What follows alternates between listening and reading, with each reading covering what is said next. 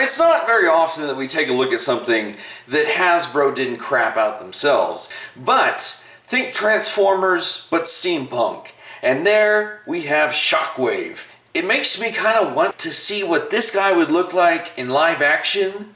So think like where Blackout is attacking the military base. Think that scene, but in the 1800s, and instead of Blackout, you have an ironclad Shockwave. Matter of fact, just take a look at this.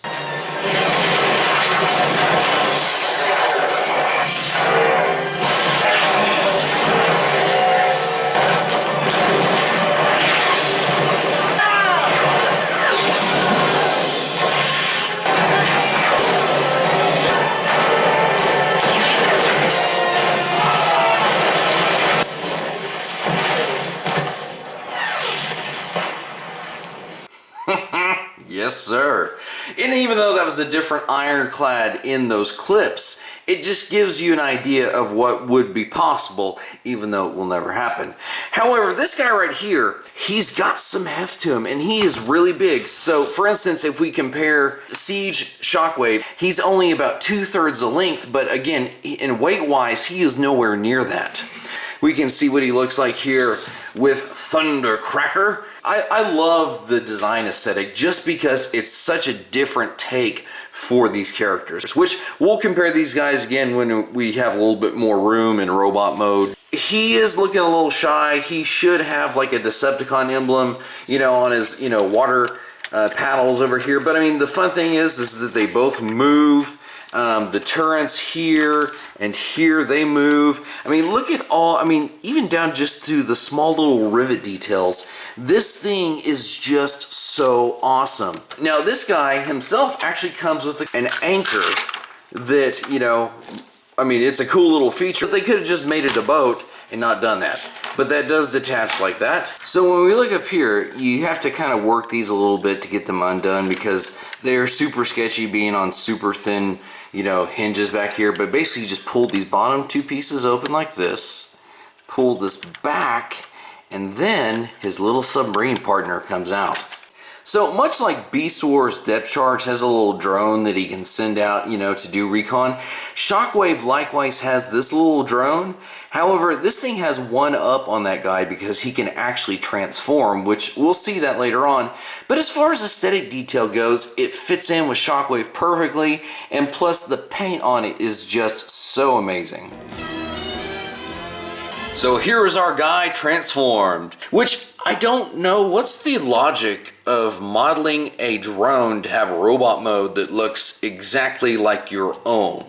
Even though, as we saw, he doesn't turn into a battleship, he still has the same design aesthetics, which that's kind of crazy when you think about it. Now, the one thing about him is he's very finicky as far as his pieces of his alt mode that are sticking on. Like back here, these things love to pop off. And the other thing is his feet love to pop off. So poseability, it can be done, but just, be warned that more than likely you're gonna have pieces falling off of them. And I mean, I've had this thing before. I recently rebought it, and both versions had the same issues. Here he is with both Storm Cloud and Visper, so you can see he's just about 1/3 bigger than they are.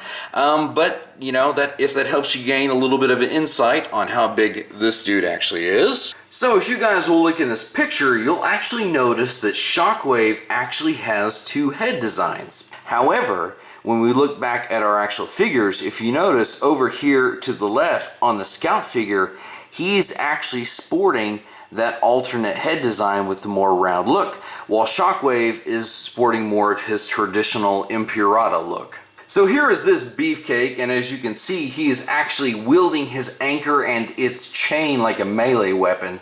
So aside from his savage size, if you wanted him to be likewise savage in his actions, you could have him look like he's wielding it as a melee weapon. However, what if you wanted to do something that's more like a somewhat traditional Shockwave? So if you wanted more of the traditional hose to the arm look, basically you just plug the anchor part into the back little port that he has, and then you would just go over here and clip it into the bottom part of his arm, and then you can have this chain in lieu of the hose that he traditionally has. So in looking at Shockwave, one of the things that I did want to say is that even though he is chunky in a lot of his body portions, like obviously his legs and over here on his right arm and stuff, the thing is that in the places where it counts, he actually has a little bit of, you know, like here you can see the knees are bent. Over here on the left arm, it's just got a ton of poseability. The only one that maybe suffers a little bit is the right arm because, you know, just due to the nature of his alternate mode. But aside from that though, you know, you can actually get him into a lot of variety of poses. I mean, you know, if you want to pose him with his little scout, you can do that. And as you can see right here, I mean, look, he's got Optimus on the ground and his foot is almost as big as Optimus himself. Which, speaking of, here he is with his fellow Night Morpher Thundercracker. Here he is with just a random Astro Train, or as few might say, Randastro Train. And then for maybe a little bit good measure, here he is up against his Siege self.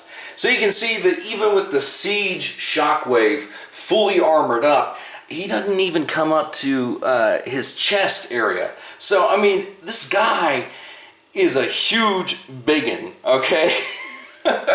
So he will definitely stand out in anybody's collection. I mean, if you've got other Night Morphers, he'll tie in a little bit better. But other than that, guys, that was a look at Night Morpher Cyclops. Otherwise, as we all know him, Hearts of Steel Shockwave. And until next time, guys, we'll see you in another review. The Cybertonian is ready for shipment, Megatron. Intruders!